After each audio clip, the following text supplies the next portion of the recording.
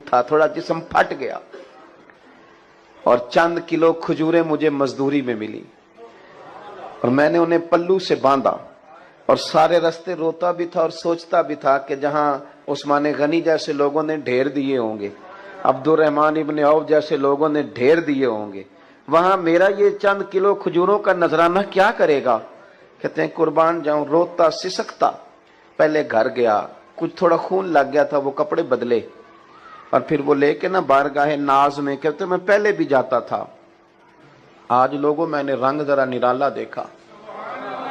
جب میں دروازے رسول پہ گیا تو میرا چہرہ دیکھ کے مدینے والے اٹھ کے کھڑے ہو گئے, اور فرماتے ہیں کھجوریں پکڑانے سے پہلے حضور نے دونوں بازو کھولے یوں کر, اور جب میں کریم کے گلے کے ساتھ لگا تو تھوڑی سی میں نے ہائے کی, تو میرے نبی پاک صلی اللہ علیہ وسلم نے فرمایا یہ کھجوریں ادھر لا نا. کہتے ہیں وہ کھجوریں چند کلو تھی اور مسجد نبی میں مال کا ڈھیر لگا ہوا تھا. حضور نے وہ کھجوریں اٹھائیں, سارے مال پر بکھیر دی, اور حضور فرمانے لگے غم نہ کرنا, جتنا ایک سارا ڈھیر دینے والوں کو اجر دے گا نا میرا رب, اتنا تجھے اکیلے کو میرا اللہ اجر عطا فرمائے گا, اتنا تجھے اکیلے کو رب کریم اجر. محبت مصطفیٰ میں نا رچ بس گئے وہ لوگ, یعنی جس رستے حضور نے چلایا وہ چل دیے. آپ یقین کریں یہ واحد جماعت ہے دنیا میں جماعت صحابہ, انہوں نے حضور سے کبھی سوال ہی نہیں کیا حضور یہ کس طرح ہے وہ کس طرح, بس سونے نے جو کہہ دیا. آج میرا مسلمانوں سے کچھ گفتگو کرنے کا کئی دفعہ ہمارا آپس میں موقع بنتا ہے تو میں بڑی بڑی عجیب باتیں سنتا ہوں. لوگ پوچھتے ہیں کہ سود حرام کرنے کی ویسے حکمت کیا ہے. وہ آپ کو پتہ ہے نا, ہمارے ایک سابقہ صدر صاحب نے بھی کہا تھا مولوی کوئی گنجائش نکالے, سود کے بغیر کام نہیں چلتا. یہ ذہنی اختراع ہے. آپ جتنے دین سے دور چلے جاتے ہیں نا اتنا آپ کا نفس آپ کو کوئی نہ کوئی وسوسہ سکھاتا جاتا ہے. کیوں؟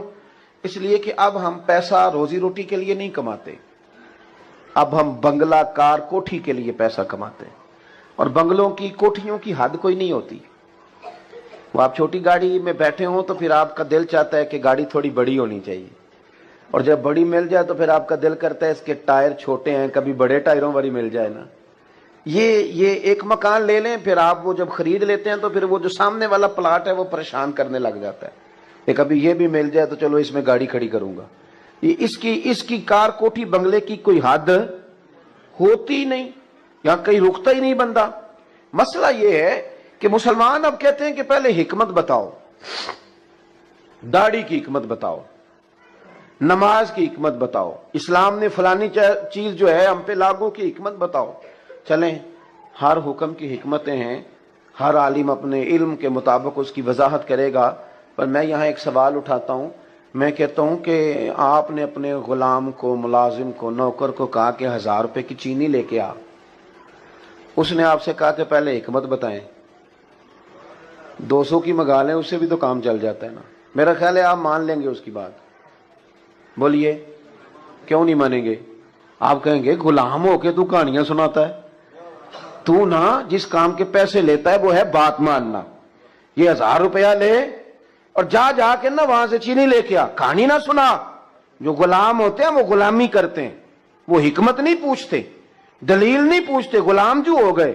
کو نہیں سمجھ آئی آپ کو میری بات؟ او بھائی, غلام غلامی کرتے ہیں, وہ حکمتیں ان کا کام ہے کہ جو کہہ دیا. حضرت امام احمد بن حنبل رحمت اللہ علیہ فرماتے میں بازار سے غلام خرید کے لایا, پر میں کوئی اللہ کا بندہ ہی لے آیا.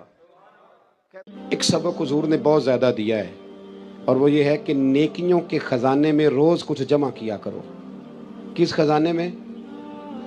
چلے میں زیادہ تنگ نہیں کرتا, آپ بول پڑیں تو شکریہ, نہ بولیں تو میں تو جا ہی رہا ہوں. کس خزانے میں جمع کرنا ہے جی؟ اللہ آپ کو جزائے خیر دے. جس طرح ہمیں پتہ ہوتا ہے نا میرا مکان کتنے کا ہے, ہمیں پتہ ہوتا ہے میرا موبائل کتنے کا ہے, پتہ ہوتا ہے کہ میرے بینک میں پیسے کتنے ہیں. کیوں جی؟ پتہ ہوتا ہے نا, خبر ہوتی ہے ساری کہ اب میں کتنے میں ہوں, اب میں کتنے, پتہ ہوتا ہے نا. اسی طرح نا ہمیں یہ بھی پتہ ہوتا ہے کہ میرے پاس نیکیاں کتنی ہیں, ہمیں پتہ ہوتا ہے. ہم ذکر کریں نہ کریں, بات کریں, ہمیں خبر ہوتی ہے. لیکن پیسے کم پڑ جائیں تو بڑھانے کے لیے صبح محنت شروع کر دیتے ہیں. نیکیوں کے خزانے میں کوئی شے نہیں, اس کے لیے صرف عاجزی کرتے ہیں, کہتے ہیں میرے پلے نیکی کوئی نہیں. تے نیکی کوئی نہیں تے نیکی کار, وہ عاجزی کر رہا ہے جی, بڑا گناہگار ہاں, تے نیکو کار ہو. اس لیے کہ حضور نیک بنانے آئے ہیں. نیکی نہیں تو میاں نیکی کر, نیکیوں کے خزانے میں روز کچھ جمع کر, کچھ پروگرام بنا. صحاح میں حدیث ہے, حضرت جناب سیدنا ابو بکر صدیق رضی اللہ تعالیٰ عنہ, حضرت عمر فاروق, حضرت عبد الرحمن ابن عوف, تمام صحابہ کہتے ہیں فجر کی نماز حضور کے پیچھے پڑھی. کون سی نماز جی؟ بول کے بتائیے. چلو میں دعا کرنے لگا ہوں, آپ آمین کہنا. آج سویرے اللہ ہم سب کو فجر با جماعت عطا فرمائے. یار آمین تے آگ سڑو, ابھی تو دعا مانگی ہے, قسم تھوڑی اٹھوائی ہے. اللہ ہمیں فجر, دیکھ لیں آپ آمین کہنے میں بھی مسکرا ہی رہے ہیں, یعنی اس میں بھی پکا ارادہ نہیں. اللہ, میرے پاس ایک بندہ آیا, کہنے لگا پیر صاحب دعا کرو اللہ میں پیسے دے, میں وہ رستے دیاں گا. میں کہ یا اللہ انہوں 10 کروڑ دے, 9.5 کروڑ تیرے رستے دے چڑے گا. وہ چپ کر گیا, جی میں تسی نہیں کر گئے سارے. میں کہ اللہ انہوں دے 10 کروڑ, 9.5 کروڑ. اندر نہیں جی ٹھیک ہے. میں کہ تم کوئی نہیں دینے. سمجھ لگ گئی من تیری. یعنی دعاؤں میں بھی ہم وہ کام کرنے کا ارادہ کرتے. تھوڑی توجہ کریں, میں بات سمیٹنے والا ہوں. کہتے ہیں صحابہ کرام کہ ہم نے حضور کے پیچھے نماز پڑھی تو فجر کی نماز کے بعد ہی نبی کریم علیہ السلام نے سوال پوچھا. محبوب کریم علیہ السلام فرمانے لگے کہ بتاؤ بھائی, آج کسی بندے نے روزہ رکھا ہے؟ آج کسی نے روزہ رکھا ہے فجر کی نماز پڑھ کے؟ تو حضرت عمر فاروق فرمانے لگے میرے دل میں ارادہ تھا رات کو روزہ رکھنے کا, پر میں رکھ نہیں سکا تھا. توجہ ہے نا میری بات پر, میں رکھ نہیں سکا تھا. جب حضور نے پوچھا نہ رکھا ہے دوسری دفعہ, تو کہتے ہیں اور تو کوئی نہ بولا, جناب صدیق اکبر بولے. عرض کرنے لگے حضور اگر آپ حکم نہ دیتے تو میں نہ بتاتا الحمدللہ میں نے روزہ رکھا ہے. حضور علیہ السلام نے فرمایا فوراً, فرمایا بھائی کیا تم میں سے کسی نے کسی بیمار کی تیمارداری کی ہے؟ تو حضرت عمر بولے, عرض کرنے لگے حضور ابھی تو فجر پڑی ہے, گھر جائیں گے تو تیمارداری کریں گے نا. تو محبوب نے دوبارہ پوچھا, فرمایا چلو بتاؤ یار کسی نے تیمارداری کی ہے؟ تو حضرت صدیق اکبر بولے فجر پڑھنے آئے. کہا حضور میں نے کی ہے. حضور نے فرمایا کس طرح بتاؤ؟ عرض کی حضور 2-3 دن سے حضرت عبد الرحمن ابن عوف نماز پڑھنے نہیں آ رہے تھے. میں نے رات کو پتہ کیا تو پتہ چلا بیمار ہیں. مجھے پتہ ہے کہ رات کو وہ جلدی سو جاتے ہیں پر وہ تہجد میں ضرور اٹھتے ہیں. تو یا رسول اللہ میں ذرا جلدی اٹھا تھا تو فجر پڑھنے سے پہلے تیمارداری کر کے آیا ہوں. حضرت عمر کہتے ہیں میں حیران ہی رہ گیا, یار یہ بندہ کسی اور کو بھی کبھی آگے گزرنے دے گا. فرماتے حضور نے تیسرا سوال پوچھا, بتاؤ کسی نے کسی مسکین کو کھانا دیا ہے؟ تو حضرت عمر کہتے ہیں میں پھر بولا حضور ابھی تو دن چڑھا ہے, فجر پڑی ہے, باہر نکلیں گے تو کسی مسکین کو دیں گے. تو حضور مسکرائے, فرمایا عمر تو ذرا چپ نہیں کرتا؟ تو حضرت عمر کہتے ہیں میں پھر سمجھ ہی گیا کہ بولنا کس نے ہے.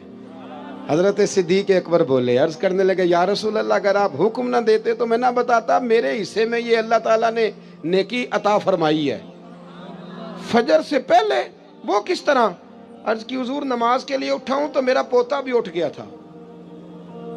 حضور میں نماز سنت ادا کرنے لگا یا نفل پڑھنے لگا تو اس نے اپنی اماں سے روٹی کا مطالبہ کر لیا, تو اس کی اماں نے 2 روٹیاں بنا دی.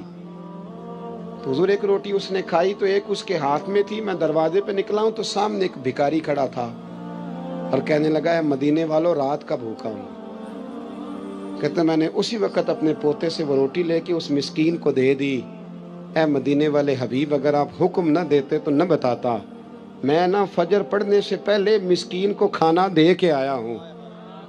یہاں تک تو لفظ مشکات میں بھی ہیں, لیکن اگلے در منصور میں امام سیوطی نے لکھے ہیں. میرے رسول کریم فرمانے لگے ابو بکر جنتیوں کی 360 علامتیں ہیں, کسی میں ایک بھی پائے جائے تو وہ جنتی ہے, لیکن اللہ کا فضل ہے میرے ابو بکر میں ساری پائی جاتی ہیں, میرے صدیق میں ساری پائی جاتی ہیں. ہمیں دیکھنا چاہیے. آج سارا دن گزر گیا نا جی, 11-12 بجنے کو ہیں. 1 منٹ کے لیے صرف سوچنا ہے کہ صبح فجر سے لے کر اب تک نیکیوں کے خزانے میں کچھ ہے جمع ہوئی کہ نہیں ہوئی. کوئی تسبیح درود پاک کی. ہمارے ہاں تو جو مسجد کے حجرے میں بیٹھ کے تنقید کر رہا ہوتا ہے نا مولویوں پہ, پیروں پہ, جماعتوں پہ, محفلوں پہ, مسجد کے حجرے میں بہت بڑا تجزیہ نگار جو ادھیڑ پدھیڑ کے رکھ رہا ہوتا ہے سب کی معاذ اللہ شخصیات کو، اس بندے کو آپ صبح 1.5 گھنٹے سے بیٹھا بحث کر رہا ہے، اس کو تسبیح دینا کہ 3 تسبیح درود شریف کی پڑھو، اسے کام یاد آ جاتا ہے، ساتھ اٹھ کے نکل جاتا ہے۔ بحث کرنا آسان اور عمل کرنا مشکل ہو گیا، کیونکہ ہمیں ذائقہ وہاں ملتا ہے۔ خدا را واپس لوٹے۔ ایک بات تو میں نے آپ کی خدمت میں یہ عرض کی کہ بھروسہ ہمیشہ اللہ رسول پہ، نوابوں پہ، سیٹھوں پہ، دنیا داروں سے بھروسہ تھوڑا پیچھے کریں، نکلیں تھوڑا سا۔ غریبی ناز کرنے والی چیز ہے، یہ مایوس ہونے والی چیز نہیں، اگر اس کی لذت کو آپ سمجھیں تو۔ اور دوسری بات آپ کی خدمت میں یہ عرض کی، دنیا عارضی ہے تو اس کو عارضی ہی سمجھیں، آگے کے لیے بھی دیکھیں کہ ہمارے پاس کیا ہے۔ اور تیسری بات، ہمیں پتہ ہے کہ ہمارے پاس دنیا کا مال کتنا ہے، تو یہ بھی پتہ ہونا چاہیے، میرے جیسے بندے کو بھی پتہ ہونا چاہیے کہ اس نے کتنی تقریریں اس لیے کی ہیں کہ لوگ اسے جانیں، اس کے مرید بنیں، اس کے پیچھے بھاگیں، اور کتنی تقریریں اس نے اس لیے کی ہیں کہ اللہ رسول راضی ہو جائے، اسے پتہ ہونا چاہیے۔ ہمیں خبر ہوتی ہے، ہمارے پاس ساری وکیبلری موجود ہے، ساری ہماری ہسٹری ہم جانتے ہیں کہ کہاں ہم نے خیر کی ہے، کہاں ہم نے دکھاوا کیا ہے، کہاں ہماری نیت کیا تھی، کہاں ہمارا ارادہ کیا تھا۔ یہ وہ تربیت ہے جو انسان کو پاک کرتی ہے، یہ وہ تعلیمات ہیں جو میرے اور آپ کے رسول نے ہمیں عطا فرمائی ہیں۔ اپنی مجبوری کے سبب میں نے پہلے گزارش کی بات کرنے کی، انہی لفظوں پہ چھٹی لوں گا۔ محفل نہ میرے نام کی ہے نہ کسی اور کے نام کی ہے، یہ رسول اللہ کے نام کی ہے۔ ہم شخصیات کے قائل نہیں، نظریات کے قائل ہیں۔ مجھ سے پہلے یہاں پتہ نہیں کتنے لوگ آئے، تقریریں کر کے گئے، ہمارے بعد دنیا میں خطاب ہوتے رہیں گے۔ یہ آپ شخصیات پر اس کو موقوف کرنا چھوڑ دیں، یہ نظریات پر آپ اس کو موقوف رکھیں۔ آپ کی اپنے محلے کی مسجد کا امام بھی جب جمعہ پڑھانے ممبر پر بیٹھ جائے تو فوراً اس کے سامنے بیٹھیں اور سنیں وہ کیا کہہ رہا ہے۔ نکل آئیں آپ ان چیزوں سے کہ کانوں کی لذت لینی ہے اور ذائقہ لینا ہے، محفل میں بیٹھیے گا، اس کو سنیے گا، اس لیے کہ یہ مصطفیٰ کریم کے نام کی محفل ہے، اور تنقید سے بالاتر ہو کے اس نے اخلاص کے ساتھ اس محفل کو آپ ملاحظہ فرمائیے۔ کسی کو مجبوری نہ ہو تو بات الگ ہے، ورنہ کسی ایک کے لیے میرے سمیت کوئی شخص نہ اٹھے۔ میرے ویسے آپ کے ویسے پیر صاحب کہے نا کہ دسو بھائی شفا لینی جے کہ جنت، اسی کہنے حضور لج پال ہو تسی شفا دیو نا، پھر جنت بھی ویکھی جائے گی۔ آپ دعا کرائیں نا، کوئی گل نہیں، خیر صلی ہے، ابھی بڑی تکلیف ہے، گوڑے نو بڑی درد ہے، تسی یہ کچھ کرو نا بھائی، ہمارا تو فیصلہ یہی ہے کہ ہمیں شفا چاہیے۔ لیکن حضرت انس بن مالک کہتے ہیں جب نبی پاک صلی اللہ علیہ وسلم نے اس بی بی سے کہا کہ تو بتا، تو کہتی ہے تو ابھی دعا کرتا ہوں، مالک بڑا کریم ہے جو شفا دے دے گا، اور اگر تو کرے صبر اور مرگی کے ساتھ زندگی گزارے، ذرا اس بات کو آپ سمجھیں، تو میں تیرے ساتھ وعدہ کرتا ہوں رب بغیر حساب کتاب جنت دے گا۔ کہتے ہیں بی بی نے سوچنے کے لیے بھی ٹائم نہیں لیا، 1-1.5 منٹ میں بولی، کہنے لگی یا رسول اللہ صلی اللہ علیہ وسلم تھوڑی سی تو زندگی ہے، میں مرگی کے ساتھ ہی گزارا کر لوں گی، آپ دعا کریں رب مجھے جنت ہی عطا کرے۔ انشراح صدر ہے، ان کو یقین کامل ہے کہ جنت میں جائیں گے تو مہر بن جائے گی، لہذا وہ یا رسول اللہ میں مرگی سمیت گزارا کر لوں گی۔ حالانکہ بندہ اب نارمل ہو جاتا ہے مرگی والا، نہ وہ کسی فنکشن پہ جا پاتا ہے، نہ کسی جگہ پہنچ سکتا ہے، وہ تڑپتا ہے، لیکن اس نے عرض کی یا رسول اللہ آپ میرے ساتھ وعدہ کریں کہ اللہ مجھے جنت دے گا، تو محبوب کریم نے فرمایا تجھے مبارک ہو، تیرے ساتھ وعدہ ہو گیا۔ عرض کرتی ہے یا رسول اللہ صلی اللہ علیہ وسلم جب مرگی ہوتی ہے تو میرے وجود سے کپڑا ہٹ جاتا ہے، تو حضور مجھے شرم آتی ہے، تو اتنی دعا کر دیں کہ مرگی ہو پر میرا ستر قائم رہے۔ حضور نے فرمایا تیرے لیے دعا کر دی، تیرا پردہ نہیں ہٹے گا۔ صحابہ کہتے ہیں بڑی بھی مرگی ہوتی تھی پر کپڑے اس کے وجود کے ساتھ جمے رہتے تھے۔ حضرت عثمان غنی کے زمانے تک وہ خاتون حیات رہی۔ جناب انس بن مالک فرماتے ہیں جب کوئی نیا شخص مدینے میں آتا اور کہتا کہ مجھے کوئی جنتیں دکھاؤ تو ہم اس بوڑھی کے دروازے پہ دستک دیتے تھے، وہ باہر آتی تھی تو ہم کہتے تھے جنتی دیکھنا ہے تو اسے دیکھ لو، اسے میرے رسول کریم نے دنیا میں ہی جنت کی بشارت عطا فرمائی۔ اپنی زندگی میں نہ کچھ کام فقط جنت کے لیے کرے، اور جنت وہ مقام ہے، جنت وہ مقام ہے، جنت وہ جگہ ہے جہاں خدا کا بھی دیدار ہوگا اور محمد مصطفیٰ کا بھی دیدار ہوگا صلی اللہ علیہ وسلم، اللہ رسول کا قرب بھی وہی نصیب ہوگا۔ میرے بھائی اپنی آخرت کو کبھی بھی، وہ ہم کو لاوارث لوگ ہیں کہ مر گئے تو مٹی میں مل گئے، ہم کو ایسے لوگ ہیں کہ مر گئے تو معاملہ ختم ہو گیا. اقبال کہتے ہیں موت کو سمجھے ہے غافل اختتام زندگی. یہ ہے شام زندگی, یہ ہے شام زندگی, پھر صبح دوام زندگی. اس کے بعد جو زندگی آئے گی وہ ہمیشہ رہنے والی آئے گی, ہمیشہ. چونکہ ہمارا سارے کا سارا پروگرام ہی دنیا میں رہنے کا ہوتا ہے, اور پھر جمع اتنا کچھ کر لیتے ہیں, مکان اتنے شاندار, پیسہ چوری کر کے, سینہ زوری کر کے, جھوٹ بول کے جمع کیا ہوتا ہے, اور بڑا کیا ہوتا ہے اللہ ماشاءاللہ, بڑے بڑے بنگلے. پھر مرنے کو دل ہی نہیں کرتا, پھر مرنے کو دل, اتنی ساری جائیدادیں بندہ بنائے اتنی مشقت کر کے. ناراض تو نہیں ہو گیا آپ لوگ, میں صحیح کہہ رہا ہوں. پھر مرنے کو دل, جب اتنے بندہ لمبی چوڑی منصوبہ بندی کرے, لیکن ایک بندے نے محنت کی, اس نے جناب 11 سال لگا کے مکان بنایا, تو پھر اس کا مرنے کو دل کرے گا؟ صحابہ کرام ولی مریدوان تیار اس لیے تھے کہ انہوں نے تو کپڑے باندھ کے رکھے ہوئے تھے, باندھے ہوئے تھے کپڑے, جس وقت حکم آئے گا حاضر. وہ تو ہر جنگ میں جانے سے پہلے شہادت کی دعا مانگتے تھے. ہر جنگ میں شہادت کرتے. سعد بن معاذ رضی اللہ تعالیٰ عنہ جیسے لوگ زخم لگ گیا تو روتے تھے, کہتے حضور میں تو شہادت سے رہ گیا ہوں, سارے لوگ نفع لے گئے اور میں خالی رہ گیا. پھر انہوں نے دعا مانگی کہ یا اللہ اگر قریش مکہ کے ساتھ کوئی اور جنگ باقی نہیں تو مجھے اسی زخم میں اپنی بارگاہ میں بلا لے. وہی زخم پھٹ گیا, خون نکلا. یا رسول اللہ یہ کیا ہوا؟ فرمایا رب کریم نے میرے ساتھ کی دعا کو قبول فرما لیا. ان کا تو کوئی رٹا نہیں تھا. ہمارا مسئلہ یہ ہے کہ جو اتنی بندہ لمبی سیاست کر کے بندے نال لاوے, اتنے لمبے چوڑے چکر چلائے, پھر اس کا مرنے کو دل کرے, اتنی مشکل. دیکھیں نا پاکستان میں کتنے وزیر ہیں, مجھے نہیں سب کا پتہ, حالانکہ میں دلچسپی لیتا ہوں, اخبار پڑھتا ہوں, روز پڑھتا ہوں, لیکن مجھے پتہ کوئی نہیں کتنے وزیر ہیں, ان کا کون کون سا محکمہ ہے, وہ کیا کرتے ہیں. حالانکہ پتہ ہونا چاہیے چونکہ ملک تو ہمارا ہے. ان بیچاروں نے تو اتنی دیر ہے نا جتنی دیر یہ وزیر ہے.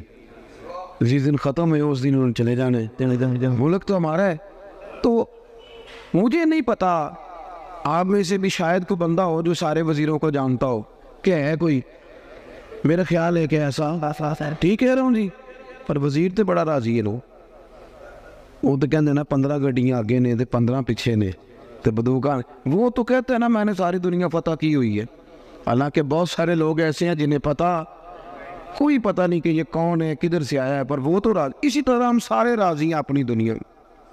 یہ بھی میں نے فتح کر لی, یہ بھی میرا کما. کچھ بھی نہیں صاحب, کچھ بھی نہیں, کوئی شے ہی نہیں. حضرت مولا علی شیر خدا کرم اللہ تعالی وجہ الکریم قبرستان گئے تو جا کے مردوں سے کہنے لگے تمہارا کیا حال ہے؟ تو ایک مردہ بول کے قبر سے کہنے لگا ہڈیاں ٹوٹ گئی ہیں, کفن پھٹ گیا, مال پیچھے دے آئے تھے, حساب ہمیں دینا پڑ رہا ہے. علی یہ بتاؤ ہمارے پچھلوں کا کیا حال ہے؟ تو مولا علی کہنے لگے تمہاری بیویوں نے نکاح کر لیے, تمہاری اولادوں نے مال تقسیم کر لیا, تمہارے دوستوں نے نئے دوست بنا لیے. پہلے تو تمہارا نام کبھی کبھی لیا جاتا تھا, اب تو زمانہ بیت گیا, تمہیں یاد ہی کوئی نہیں کرتا. اب تو کوئی او پہ دس دیے قبراں جنہ تے پھول پے, ادھروں کوئی نہیں جی آمدہ, ادھروں لکھاں گئے, کوئی بندہ نہیں جس نے کبھی یاد کیا. ختم ہو گیا مسئلہ, پڑا ختم ہو. میرے عزیز چونکہ دنیا داری بڑی جمع کر لیتے ہیں, مال بڑا اکٹھا کرتے ہیں, صبح سے شام تک ساری مشقت ہی دنیا داری کے لیے, ساری مشقت. میں نے سویرے ولیمے میں جانا ہے, دوپہر تعزیت کرنی ہے, شام کو فلانا کام کرے, ساری دنیا داری ہے. ہاں اگر رضا الہی کے لیے ہو تو دین ہے, لیکن ہماری ہر بندے کی ایک مختصر سی سیاست ہوتی ہے اپنے دائرہ کار میں. وہ جس شعبہ ہے زندگی سے بھی تعلق رکھتا ہو, تو وہ چونکہ ساری محنت دنیا کے لیے کرتا ہے, پر اس کا مرنے کو پھر دل ہی نہیں کرتا. حضرت فرید الدین عطار رحمۃ اللہ علیہ فرماتے ہیں میں توبہ کرنے سے پہلے عطر بیچتا تھا. عطار, عطر کا کاروبار بڑا مہنگا ہے آج بھی عرب شریف میں. آپ مدینہ شریف جائیں نا تو سونے والی دکان کے بالکل سال خوشبو والی دکان ہوتی, یعنی جتنا کرایہ سنار دے رہا ہے اتنا ہی خوشبو والا بھی دے رہا ہے. ایک مہنگا ترین کاروبار ہے پوری دنیا میں. تو کہتے ہیں میں بڑا امیر آدمی تھا تو میں نے عطر کی دکان بنا لی. میں عطار تھا تو بڑا خوبصورت میں نے ہال بنا کے اس کے اندر میں نے بڑا زبردست ڈسپلے کیا اور میں نے خوشبوئیں اس کے اندر لگائیں. میں اپنے کام میں لگا ہوا تھا تو کبھی کبھی ضمیر کہتا تھا یار یہ دنیا داری ہے چھوڑ دے. اللہ والوں سے پیار بھی بڑا تھا, ان کی تذکرۃ الاولیاء دیکھ کے تو پتہ چلا انہیں بڑی معرفت ہے رب کے بندوں کی. تو کہتے طبیعت بھی مائل ہوتی تھی پر وہ بندے خول نہیں نہ توڑتے ساری زندگی. حق پہچان کر بھی حق کے قریب جا نہیں سکتے, چونکہ خول کون توڑے, دنیا داری کا, برادری کا, قبیلے کا کون توڑے. فرمانے لگے کہ ایک دن نا میں دکان میں بیٹھا تھا تو ایک بزرگ آ گئے سادے سے, تو کبھی کوئی خوشبو دیکھتے, کبھی کوئی خوشبو دیکھتے, کبھی کوئی خوشبو دیکھتے. تو سیل مین کی عادت ہوتی ہے نا جی, کیا حکم ہے, کیا چاہیے, وہ لا کے چیزیں دکھاتے ہیں, اچھے سیل مین کا طریقہ ہوتا ہے. تو فرماتے میں نے نا تھوڑی دیر تو بابا جی کو موقع دیا کہ وہ تلاش کر لیں. پھر میں سمجھا کہ کوئی گاہک ہے اور کوئی چیز تلاش کر رہے ہیں جو مل نہیں رہی. تو کاؤنٹر کے اندر بھی میں نے شیشیاں رکھی ہوئی تھی, تو میں نے بابا جی سے کہا بزرگوں کیا تلاش کر رہے ہیں, کیا دیکھ رہے ہیں, مجھے بتائیں میں پیش کرتا ہوں.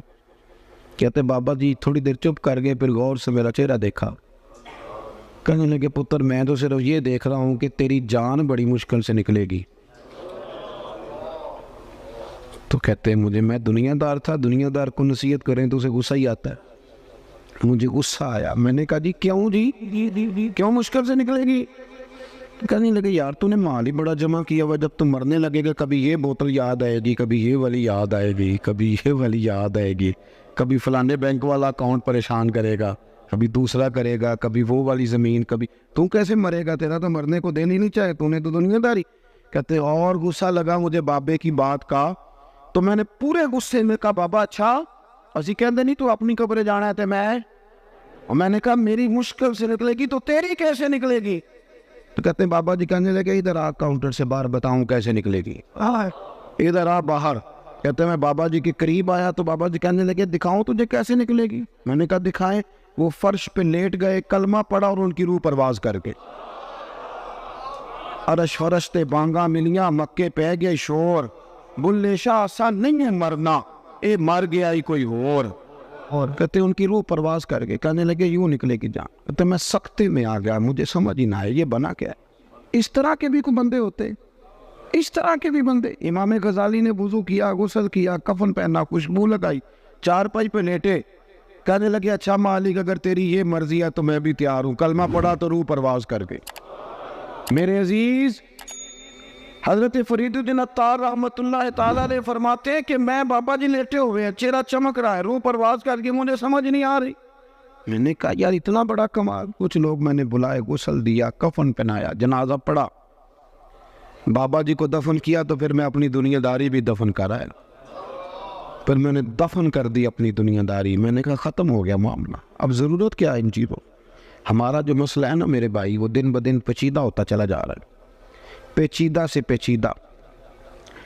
دینداری کرے, آخرت کے لیے کوئی خزانہ ہو, قیامت کے لیے. بخاری مسلم میں حدیث ہے, نبی کریم صلی اللہ تعالیٰ علیہ وآلہ وسلم نے ارشاد فرمایا کہ اللہ تبارک و تعالیٰ نے جنت میں میرے غلاموں کے لیے ایسی نعمتیں تیار کی ہیں کہ باقی ساری امتیں رشک کریں گی. وہ کہیں گی کیا بات ہے ان کی, اتنا اعزاز اللہ دے گا, اتنا نوازے گا, اور ہمارے ہاں وہ شوق ہی نہیں, وہ ذوق ہی نہیں. ہم ساری زندگی دنیا کا مکان ہی سیدھا کرتے رہتے, جو نیا ڈیزائن آ گیا اس کی ٹائلیں منگوا لی اور لگا لی. تھوڑا سا فکر کریں, شوق پیدا کریں آخرت کے لیے. آپ دیکھیں نا نبی کریم صلی اللہ تعالیٰ علیہ وآلہ وسلم کی خدمت میں خاتون حاضر ہوئی, اس کا بیٹا بدر میں شہید ہو گیا تھا. تو عرض کرنے لگی حضور بتائیں میرا بیٹا کہاں ہے, میرا بیٹا کہاں ہے میرا پتر. فرمایا کیا کرے گی. عرض کی یا رسول اللہ اگر وہ جنت میں نہ ہوا تو پھر کھل کے روؤں گی, اگر وہ جنت میں ہے تو پھر اللہ کا شکر ادا کروں گی. تو سرکار بیٹھے تھے مسجد نبی میں, نظر اٹھائی تو فرمایا بی بی 8 جنتیں, جو سب سے اعلیٰ جنت ہے وہ رب نے تیرے بیٹے کو عطا کی ہے. صحابہ کہتے ہیں پھر ہم نے اس کی آنکھ میں آنسو نہیں دیکھا, پھر وہ اللہ کا شکر ادا کرتی ہوئی چلی گئی. آپ سب دیکھ کے ان کو اطمینان قلبی تھا کہ ہمارا بڑا مقام ہوگا, ہمارا بڑا درجہ ہوگا, ہمیں قرب الہی ملے گا, ہمیں حضور کی بارگاہ ناز کی قربت نصیب ہوگی. اپنی زندگی میں اپنی آخرت کے لیے ضرور تیاری کرے. دیکھ لیں کہ نیکیوں کا حجم کیا ہے. اگر مجھے آج اتنا پتہ ہے نا کہ میرا مکان کتنے کا ہے, اور میری جیب میں اور میرے اکاؤنٹ میں پیسے کتنے ہیں یہ اگر مجھے پتہ ہے تو مجھے یہ بھی پتہ ہے کہ میری نیکیوں کے خزانے میں کیا کچھ ہے. اور مجھے پکا پتہ ہے کچھ نیکیاں ہم کرتے ہیں نا تو وہ کئی دفعہ اس قابل نہیں ہوتی کہ ان سے کوئی اجر کا مطالبہ کیا جائے، اس لیے کہ وہ بہت ساری جگہوں پہ دکھاوا ہوتا ہے، ملمہ سازی ہوتی ہے، وہ اپنی بڑھوتری کے لیے بھی کچھ کام ہوتے ہیں. تو مجھے وہ حضرت خواجہ معین الدین چشتی رحمۃ اللہ علیہ نا آخری عمر میں بڑا رویا کرتے تھے، بڑا ہی روتے تھے. تو ایک دن سارے مریدین نے خواجہ قطب صاحب سے کہا کہ آپ حضرت سے عرض کریں اتنی آہوزاری. تو خواجہ قطب صاحب رحمۃ اللہ نے عرض کی حضور 50 سال آپ نے عشاء سے لے کر فجر تک اپنے رب کی عبادت کی، دین اتنا پھیلایا ہے، اتنا پھیلایا ہے کہ قطب الدین بختیار کاکی جیسے صوفی بھی اور شہاب الدین غوری جیسے مجاہد بھی، یہ سارے آپ کی نگاہ کی کرامات ہے. تو اتنی آہوزاری، اتنا کچھ کیا، اتنی نیکیاں کی. تو خواجہ صاحب کا ایک جملہ تاریخ میں بڑا شاندار ملتا ہے، فرمانے لگے قطب الدین نیکیاں تو کافی ساری ہے پر یار کو پیش کرنے کے قابل کوئی بھی نہیں. سوچتا ہوں اگر تحفہ بنا کے پیش کروں گا تو کیا پیش کروں گا. اللہ تعالیٰ آپ کو سلامت با کرامت رکھے. آخر دعوانا الحمدللہ.